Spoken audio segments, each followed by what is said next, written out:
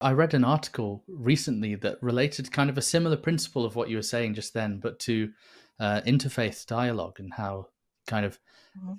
AI and that space could be a center ground for different faiths to kind of meet in understanding, as it could kind of provide a comfortable place to add nuance and to offer different perspectives. And I thought that was really interesting. Hmm. And well, actually, based on this, I want to get your reaction to something and your thoughts on something that happened a day ago. And actually, I'm going to come off my tab here so that I can actually read the words to you. It was a news article in Switzerland that was just crazy. Let me read this to you. Where is it?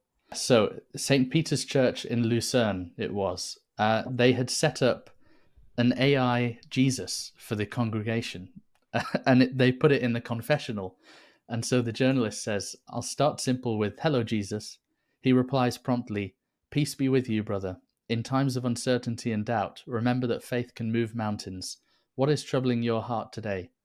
And he goes on to have this conversation um, with with an AI Jesus who's there on a screen in the confessional, and kind of this church is using it to kind of enhance the faith of the congregation. I thought it was completely absurd. I mean, what do you think of that and the possible implications of these things actively being used in I'm going to worship? attach lots of caveats to that. Is it limited to Yeah. just repeating the words of Jesus? They've trained Certainly. it. They've kind of trained it on all of their teachings and on the New Testament. Mhm. Yeah, I've So heard it's magisterium.ai, I think also, they've tried really hard to right. train it.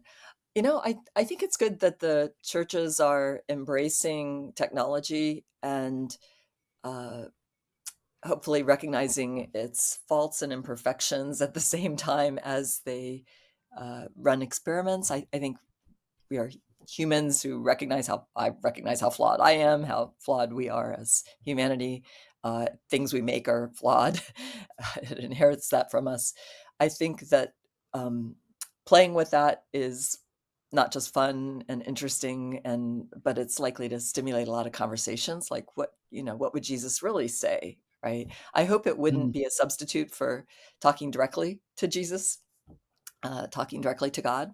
Uh, mm. Prayer, which again is a lot of people, including me early on, thought it was like God's a cosmic bellhop. You toss up your requests, and if God doesn't Yes. answer the way Yeah. you want, then God doesn't exist, right? That's so childish. But really, a relationship with God. When Jesus says, "I didn't know them," right? What does it mean to know Jesus? To spend time with Jesus. I don't think spending time with the AI is the same as spending time with Jesus. Uh, the AI is not looking into our heart and mind and soul. It doesn't know anything. It doesn't know us. It is just a algorithm taking common questions, and somebody giving, and trying to match them to responses. Again, for a role play, for an exploration, I think that can have merit. But to pretend that it's the same as spending time with Jesus, I think would be a terrible mistake. Yeah, it's interesting. There was another church in Germany who had used an AI avatar um, to lead the worship in the congregation when a priest couldn't be there, and to teach the sermon. Um, and they had come up with it, yeah, on the spot, and so there are a lot of different uses being experimented with Mhm. in religion all over, which is really cool to see. But it does make me think. Is there an element of an increase in digital religiosity where kind of as AI enables you to be able to spot health issues and be able to help you achieve your goals and become accountable to them, and kind of become more personally entrenched in our lives, that the religiosity will switch from trying to rediscover God and bind ourselves to Him than to kind of worship at the altar of this kind of digital intelligence. I don't know. Are these valid concerns for Christians? I suppose I should ask. Yeah, yeah, Are no, we it's too great. worried? Yeah, no, it's great. There's the simulation and there's the real thing.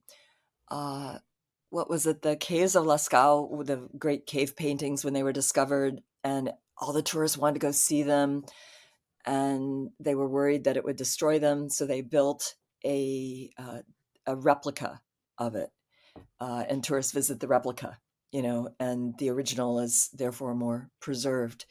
And people sometimes describe the replica as good as the original, but it's not the same, right? Mhm. And while that does feel like something you could replicate a little bit more, right? You could crap because it seems like it's more of a visual experience, and maybe you could exactly reproduce the Yeah. cave. Um, when we're talking about the spiritual experience, we're talking about something that is dynamic and changing, and not simply audiovisual, and not simply words on a page.